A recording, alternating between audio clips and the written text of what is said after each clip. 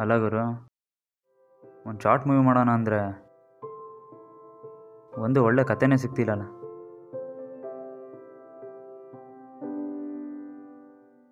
ಕನ್ನಡದಲ್ಲಂತೂ dubbing ಮಾಡೋಂಗಿಲ್ಲ. ಬಾ, ಬೇರೆ ಯಾವುದಾದ್ರೂ ಮೂವಿ ನೋಡಿ ರೀಮೇಕ್ ಮಾಡೋಣ. ತಡಿ ಗುರು,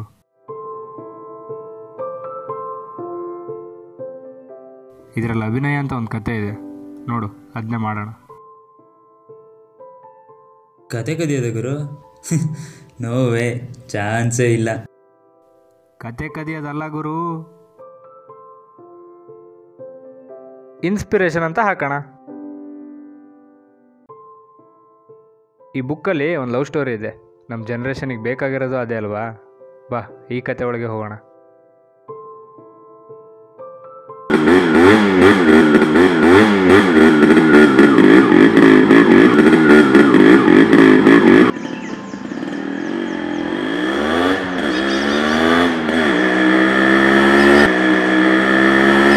ನನ್ನ ಹೆಸರು ಆವಿಷ್ಕಾರ ಅಂತ. ನನ್ನ ಪಕ್ಕಾ RCB ಫ್ಯಾನ್. ಅಲ್ಲಿ ಅವರು ಕಪ್ ವಿನ್ ಆಗ್ತಿರ್ಲಿಲ್ಲ, ಈ ಕಡೆ ನನ್ನ ಜೀವನನೂ ಗೆಲುವಿನ ದಡ ಮುಟ್ತಿರ್ಲಿಲ್ಲ.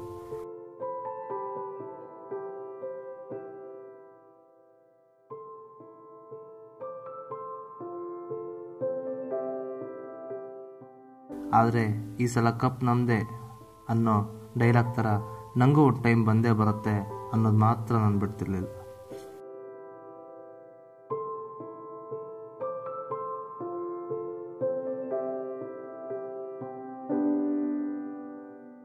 ಈ ಜೀವನದಲ್ಲಿ ವಿಪರ್ಯಾಸ ಅಂದರೆ when we are happy alone ಅಂತ ಫೀಲಲ್ಲಿರುವಾಗಲೇ ಯಾರಾದರೂ ಒಬ್ಬರು ಎಂಟ್ರಿ ಆಗಿ ಆಗ್ತಾರೆ. ಹೀಗೆ ನನ್ನ ಜೀವನದಲ್ಲಿ ಬಂದವಳೆ ಅಭಿನಯ. ಸಿಂಪಲ್ ಆಗಿ ಹೋಗ್ತಾ ಇದ್ದಿದ್ದು ನನ್ನ ಲೈಫಲ್ಲಿ ರಾಯಲ್ ಎನ್ಫೀಲ್ಡ್ನಲ್ಲಿ ಎಂಟ್ರಿ ಕೊಟ್ಲು ಕಣ್ರಿ.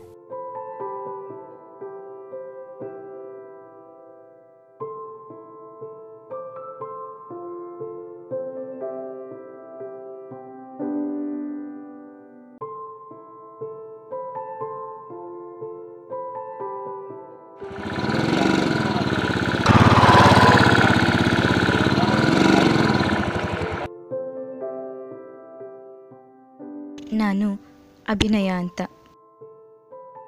ಈ ಹೆಣ್ಣು ಸಮಾಜ ಎಂಬ ಪಂಜರದಿಂದ ಹೊರಗೆ ಬರಬೇಕು, ಸ್ವತಂತ್ರವಾಗಿ ಬದುಕಬೇಕು ಅಂತ ಕನಸಿನ ಅರಮನೆ ಕಟ್ಟಿರೋಳು ನಾನು.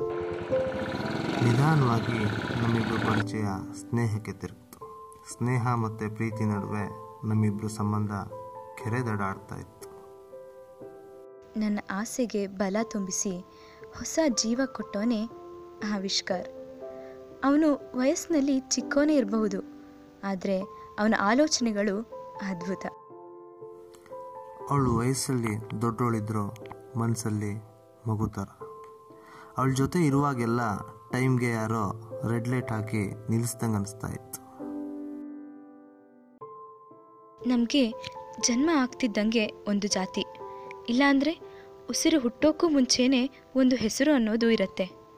ಆ ಹೆಸರನ್ನು ಕಾಪಾಡೋಕ್ಕೋಸ್ಕರ ಇಡೀ ಜೀವನವನ್ನೇ ಹೋರಾಟಕ್ಕೆ ಮುಡುಪಾಗಿಡ್ತೀವಿ. ಈ ಹೋರಾಟಕ್ಕೆ ಭುಜ ಕೊಡೋಕ್ಕೆ ಬಂದವನೇ ಆವಿಷ್ಕಾರ್. ನಮ್ಮಿಬ್ಬರ ಮನೆ ದೂರನೇ ಇರಬಹುದು, ಆದರೆ ಮನಸ್ಸು ಒಟ್ಟಾಗಿ ಸೇರಾಗಿತ್ತು.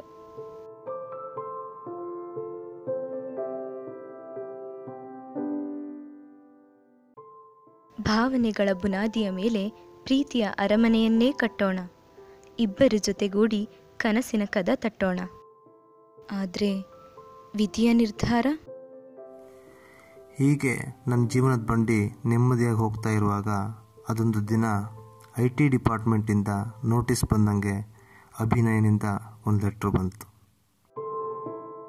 ಆ ಲೆಟ್ರ್ನಲ್ಲಿ ಅವಳಿಗೆ ಮದುವೆ ಫಿಕ್ಸ್ ಆಗಿರೋ ವಿಷಯ ಗೊತ್ತಾಯಿತು. ಮನೆಯವ್ರ ಪ್ರೀತಿ ಮುಂದೆ ನನ್ನ ಪ್ರೀತಿ ಸೋತೋಯ್ತು ಅನ್ನಿಸ್ತು. ಸ್ವಲ್ಪ ದಿನ ತುಂಬ ಬೇಜಾರಲ್ಲೇ ಇದ್ದೆ. ಆದರೆ ಆಮೇಲೆ ಒಂದಿನ ರಿಯಲೈಸ್ ಆಯಿತು, ನಿಜವಾದ ಪ್ರೀತಿ ಅಂದರೆ ಏನು. ನಾವು ಪ್ರೀತಿಸಿದವರು ಎಲ್ಲೇ ಇದ್ದರೂ, ಯಾರ ಜೊತೆನೇ ಇದ್ದರೂ ನಗ್ನಗ್ತಾ ಖುಷಿಯಾಗಿರಬೇಕು. ನಾನು ಹಾಗೆ ಅಂದ್ಕೊಂಡೆ ಕಣ್ರಿ.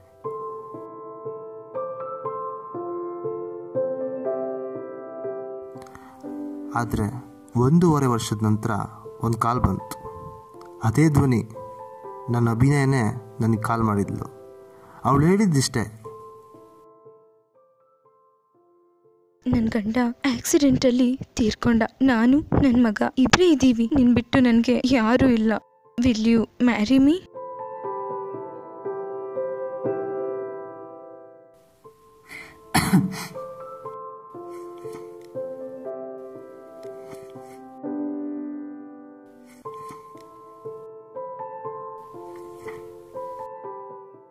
ಅಲ್ಲ ಗುರು, ಕತೆ ಇಲ್ಲಿಗೆ ನಿಂತಿದೆ.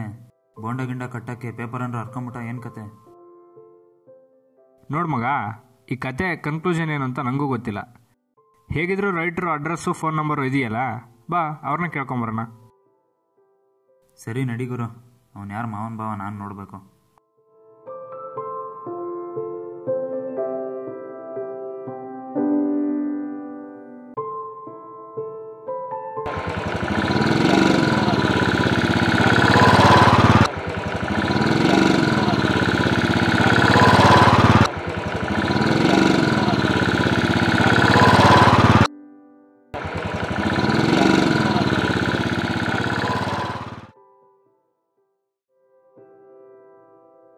ಇದೇ ಅಡ್ರೆಸ್ ಅನಿಸುತ್ತೆ, ನೋಡೋಣ ಬಾ.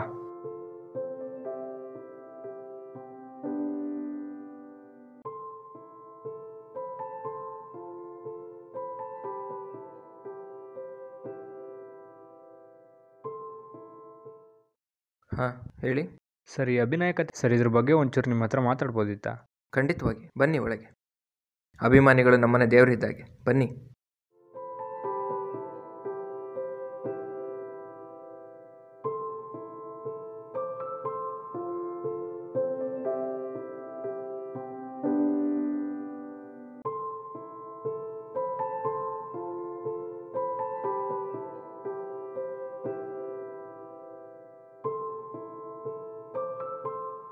ಕೂತ್ಕೊಳ್ಳಿ.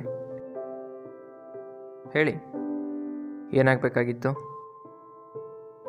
ಅಲ್ಲ ಸರ್, ನೀವು ಈ ಸ್ಟೋರಿ ಕನ್ಕ್ಲೂಷನ್ನೇ ಕೊಟ್ಟಿಲ್ಲಲ್ಲ. ನೋಡಿ, ಈ ಪ್ರೀತಿಗೆ ಕನ್ಕ್ಲೂಷನ್ ಅನ್ನೋದೇ ಇರಲ್ಲ.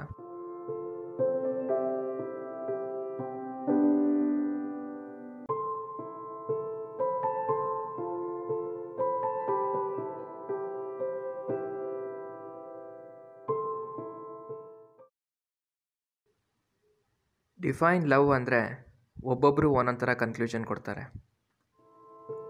ಒಬ್ಬಂಗೆ ಪ್ರೀತಿಯೇ ಜೀವನ ಆಗಿದ್ದರೆ ಇನ್ನೊಬ್ಬನಿಗೆ ಪ್ರೀತಿನೇ ಮರಣ ಆಗಿರುತ್ತೆ.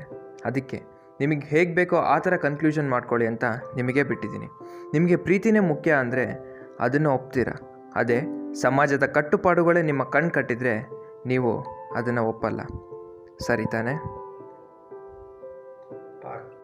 Am I right? ಅಲ್ಲ ಸರ್, ನೀವು ಹೇಳೋದೇನೋ ಸರಿ, ಆದರೆ ಇದು ರಿಯಲ್ ಸ್ಟೋರಿನಾ?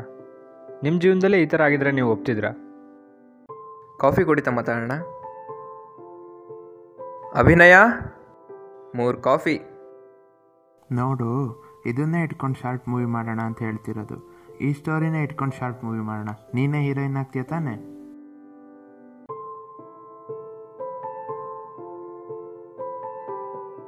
ಟೈಮ್ ಇದ್ದರೆ ಹೇಳ್ತೀನಿ. ನಮ್ಮ ಹುಡುಗನ ಕಾಲ್ ಬರ್ತಿದೆ, ನಾನು ಹೊರಟೆ. ಬಾಯ್.